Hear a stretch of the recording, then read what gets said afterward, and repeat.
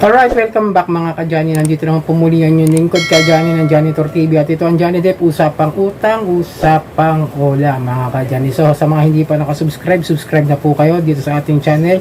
Like and share nyo na rin at pakihit na rin yung notification bell para lagi kayong updated sa mga ola event, ola happenings dito sa ola victims community na channel ko mga ka-Johnny. So nag-aaralan natin dito, tinatakil natin dito yung mga karapatan ninyo, yung mga harassments ng mga online lending, yung mga unfair debt collections na ginagawa nila ay iniisa-isa natin, pinag-aaralan natin kung ito ba ay nararapat o ito ba ay talagang nakalagay sa batas o ito ba ay isa lamang sistema ng kanilang unfair debt collection o pang-aabuso sa kanilang karapatan dahil nga sa ating mga obligasyon ng ating mga utang sa mga online lending apps na ito mga ka-Johnny. So dahil nga madalas ginagamit nga ng mga OLA, no, yung mga mga legal department, yung mga attorney sa mga text, sa mga email, sa mga calls, kung ano-ano ginagamit nila yung mga attorney na sasabihin nila na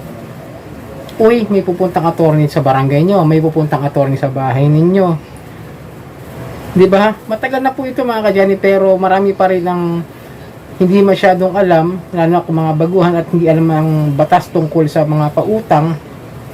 Tandaan nyo mga ka-Johnny ha, yung mga ito ay pawang paraan lamang nila ng paniningil para lang kayo magkaroon ng kaba o takot. Tandaan nyo, hindi sila pwedeng basta-basta maningil ng meron kasamang abogado o meron kasamang legal department.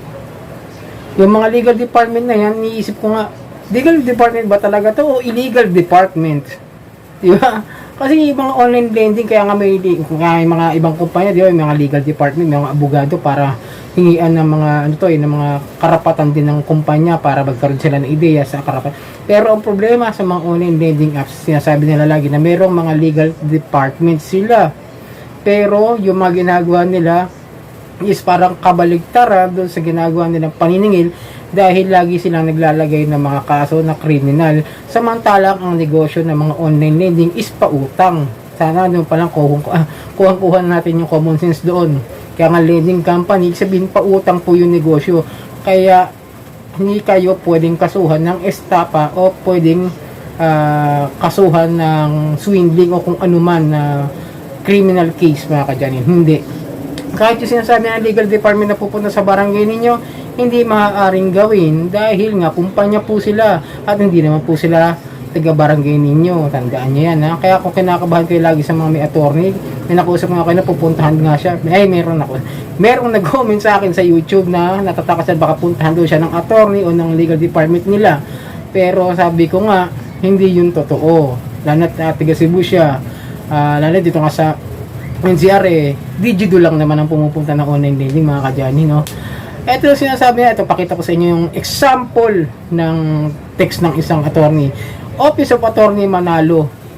Paano ka mananalo kung yung kumpanya mo isang lending? Di at dapat ay attorney matalo. Kasi wala man yung ginagamit yan. Kung tutusin, pwedeng kasuhan yung lending company niya ng usurpation of authority dahil sa paggamit nila sa mga attorney, sa mga police, diba? Yung para lang makapaningil tapos sasabihin na kakasuhan ka ng ganito. Pakita ko sa inyo yung final warning. We already finalized your information to file you a legal complaint and we also requested for a barangay hearing scheduled on May 31, 2023, 9 a.m. and we will tag as a case section Republic Act number 10951 o Istapa. So, mga ka-Johnny yan, example yan ha. May 31. Ito pa. Ito madalas ko kasi makita si Attorney Manalo Kaya sabi ko sa inyo, si Attorney Manalo lagi Tapos meron pa akong nakikita yung police. Basta hanapin ko lang, basta lagi, pangalan niya lagi nababanggit. Arevalo yun, si Arevalo. Si police sergeant yata Arevalo, yung lagi binabanggit na taga Makati, yung ano niya. Diba, usurpation of authority na yun mga ka-Johnny. Yun ang criminal case at hindi yung panghihiram natin ng pera na hindi naman natin agad-agad na bayaran dahil lang magpas tayo sa due date. Tandaan nyo, yung mga legit victim, nagbabayad dyan. Kahit tapal-tapal system. Wag lang yung mga Ola farmer. Ito, asar na asar ko, may sinasagot ako kanina sa Ola Victims Community. Ni-report ko na kay Madam Kikay. Pero, sabi niya, baka ilagay naman ako, hindi ko sure. Kung ilalagay ulit niya ako sa moderator kasi napapasok din ng mga farmer din yung UAVM, natuturuan yung iba Kaya nga, yan ang isa nakalaban ko. So yun mga kadyani, balik tayo sa usapan kay Atty. Manalo. So yun mga kadyani na, ayan na naman parehas na parehas, pero ito naman is we finalizing a legal complaint for a barangay hearing on June 3, 2023. Pero 9 AM din. Tapos parehas din na section RA number 10951 Estapa. Diba mga kadyani? Parehas lang ang sistema. Isang attorney, lahat ba ng attorney na si Manalo ko? Under niya lahat ng lending. Kasi lang ito yung madalas ko makita si Atty. Manalo Wala bang attorney no case? No mga kadyani sa mga legal department, huwag kayong kabahan. Hindi nila pwedeng gawin yan. Kasi kung magkakaroon talaga sila ng attorney sa kanilang company, tapos lalagyan nila ng ganyan na may ikakastapa yung lender o yung loaner, mate-technical po sila. Kasi dapat alam nila, kasi ang pwede lang naman ikaso sa atin is collection of sum of money na nasa civil case nga mga kadyani, tandaan nyo kasi pag ginawa ito ng isang attorney, technical na agad yan, maaring maging madisbar, maaring matanggalan ng lisensya mga kadyani yung attorney na gagawa niyan. Kaya kung may mga legal department man sila, meron mga ba? Pero parang tingin ko wala tingin ko ang ginagawa ng mga ola na ito, maaari lang sila pumupunta sa mga law firm, hihingi ng consultation. Ngayon kung may gumagawa ng mga demand letter, sigurado may babayaran sila ron sa attorney na hindi naman ganun kalakihan para mapagpagawa ng demand letter yung mga ola. Gagawa lang yan ng demand letter na pwedeng gawin ng attorney, ilalagay nila lahat yung statement of accounts, lahat ng utang mo, isa-isahin yun, para yun nasisingilin dahil nga sa demand letter na due and demandable na nga yung utang natin na kailangan nabayaran sa ganung halaga. Tapos notaryuhan lang naman nila 300 na yun. Yun lang naman ang alam ko, pero depende sa lending company siguro kung malaki yung yan. Depende rin sa attorney kung magkano ipapabayad niya. Kasi so sa demand letter lang na ordinaryong tao tulad ko, may pautang sa akin may pautang ako. Pumunta ako para lang maningil.